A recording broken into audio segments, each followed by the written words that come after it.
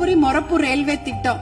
சென்னையில இருந்து எல்லாரும் அவங்க ஊர் தலைநகரம்க்கும் மாவட்ட தலைநகருக்கு ட்ரெயின்ல போலாம். ஆனா எங்க ஊருக்கு மட்டும் போகவே முடியாது ட்ரெயின்ல. தர்மபுரிக்கு சென்னைக்கும் ட்ரெயின் கனெக்ஷன் கிடையாது. அதுனா மொரப்பூர்ல ஒரு பெரிய பிட்டு உடைஞ்சு போயிருக்குது.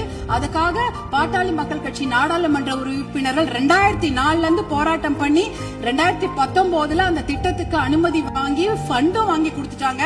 ஆனா நிலத்தை வாங்கி கொடுப்பதில் கொஞ்சம் நிறைய சிக்கல்கள் இருக்கு. 50% நிலம் மட்டும்தான் அதுக்கு ஒதுக்கீடு செய்திருக்கிறாங்க. அந்த திட்டத்தை விரைவாக செயல்படுத்த வேண்டும். அதற்கு நீங்கள் சிறப்பு கவனம் தமிழக அரசாங்கம் செய்ய வேண்டும் என்று உங்களை அன்போடு கேட்டுக்கொள்கிறேன். உறுப்பினர்கள் ரயில்வே திட்டத்திற்காக நிலமுடிப்பில் தாமதம் ஏற்படுகிறது என்று சொன்னார்கள்.